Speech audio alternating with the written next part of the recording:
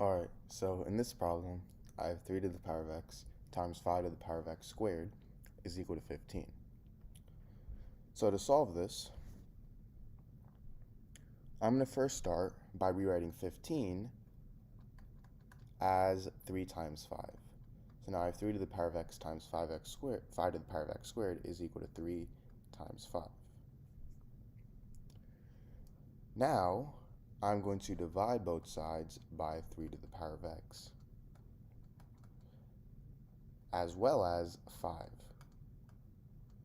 So then, for my left-hand side, both the 3 to the power of x's cancel out. For my right-hand side, both the 5's cancel out. So now I get 5 to the power of x squared over 5 is equal to 3 over 3 to the power of x.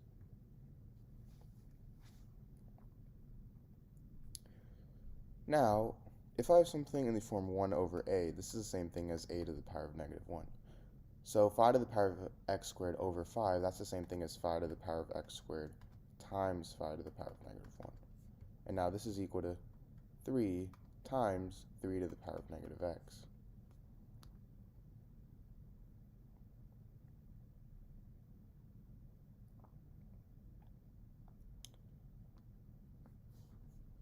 Now, if I have something in the form a to the power of m times a to the power of n, this is equal to a to the power of m plus n.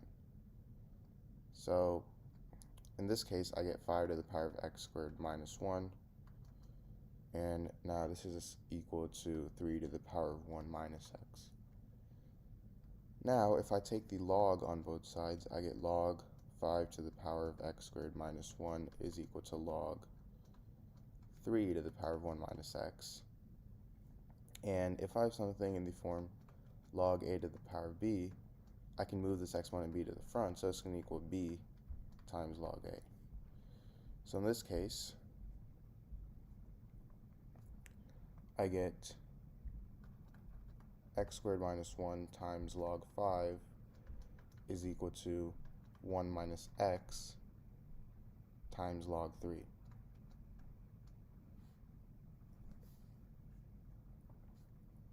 And now, I'm going to take base 5 on both sides of both logs, so these cancel out to get 1, so now I have x squared minus 1 is equal to 1 minus x times log base 5 of 3, and this means that x squared minus 1 plus x minus 1 times log base 5 of 3 is equal to 0. And this gets me to x minus 1 times x plus 1 plus log base 5 of 3 is equal to 0. Meaning, this is one equation, x minus 1 equals 0, meaning x is equal to 1. And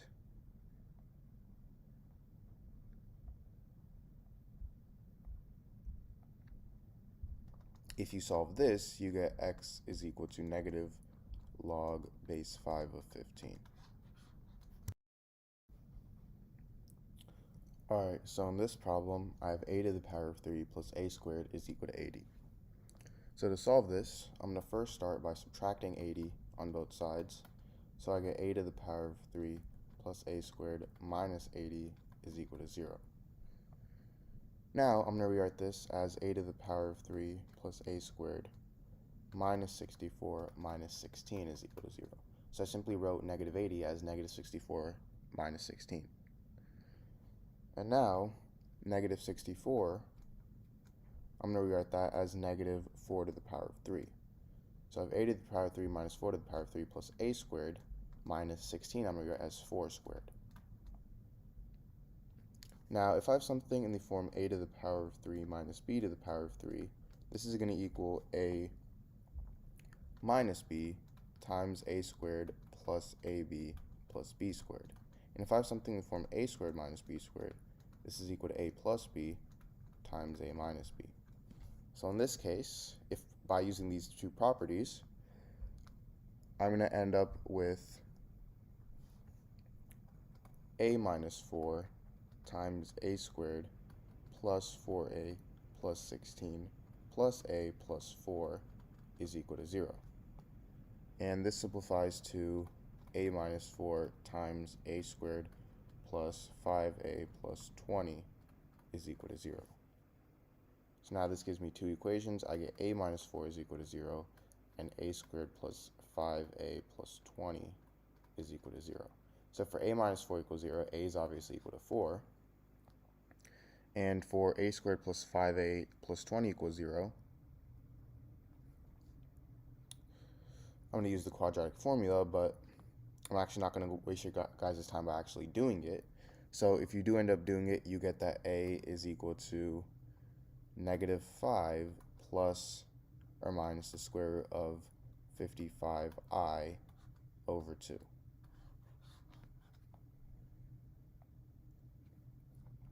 And the reason, actually what you should get is a equals negative 5 plus or minus the square root of negative 55 over 2. And the square root of negative 55, I can rewrite that as the square root of 55 times the square root of negative 1. And if you guys already didn't know, the square root of negative 1 is equal to the imaginary number I. So if I replace I with the square root of negative 1, I get a is equal to negative 5 plus or minus the square root of 55 I over 2. So that's how I got square root of 55i.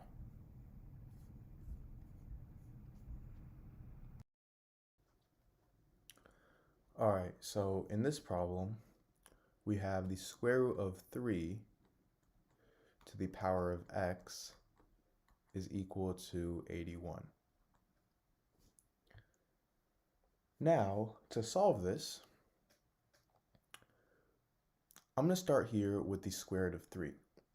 So let's just ignore everything else for a second and focus on the square root of 3. Now, the square root of a number is, say the square root of x. This is the same thing as x to the power of 1/2. Because basically, the root here is 2, but we just don't write that. And the cube root of a number, that's that number to the power of 1 over 3, because we have a 3 over here. So the square root of 3, we can think of 3 as x in this case, and we can rewrite this as 3 to the power of 1/2. So now, if I substitute in 3 to the power of 1/2 for square root of 3, I get 3 to the power of 1/2 to the power of x is equal to 81. Now, if I have something in the form a to the power of m to the power of n, this is equal to a to the power of m times n. So 3 to the power of 1/2 to the power of x, that's going to equal 3 to the power of 1/2 times x, which is simply 1/2 x. And this is equal to 81. Now, 81, that's the same thing as 3 to the power of 4. So now I have 3 to the power of 1/2 x is equal to 3 to the power of 4, and this means 1/2 x is equal to 4, and x is equal to 8. So 8 is my answer. Alright, so in this video, I'm going to solve the equation 3 to the power of x is equal to 30. So, to solve this equation, I'm going to start by taking the log on both sides. So I get log of 3 to the power of x is equal to log of 30. Now, if I have something in the form log a to the power of b, I can move this exponent b to the front, so this turns into b times log a. In this case, I have log 3 to the power of x, and I can move x to the front. So I get x times log 3 is equal to log 30. Now that x is an actual term, I can solve for it by getting rid of this log 3. So I'm going to divide both sides by log 3. So then these two cancel out. and I get x is equal to log 30 over log 3.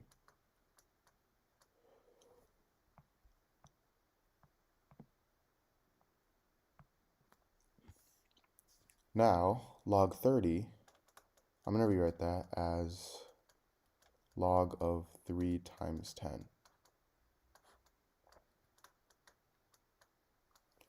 And if I have something in the form log of a times b, this is equal to log a plus log b.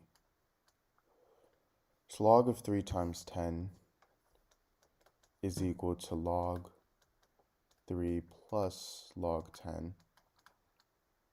Now I have this over log 3.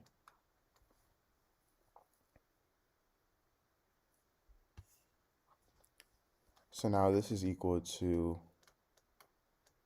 log 3 over log 3 plus log 10 over log 3. Now log 3 and log 3, these two cancel out, so I get x equals 1 plus log 10 over log 3. And log 10 is 1, so I get x is equal to 1 plus 1 over log 3. Now 1 over log 3 is equal to 2.096, so x is equal to 3.096.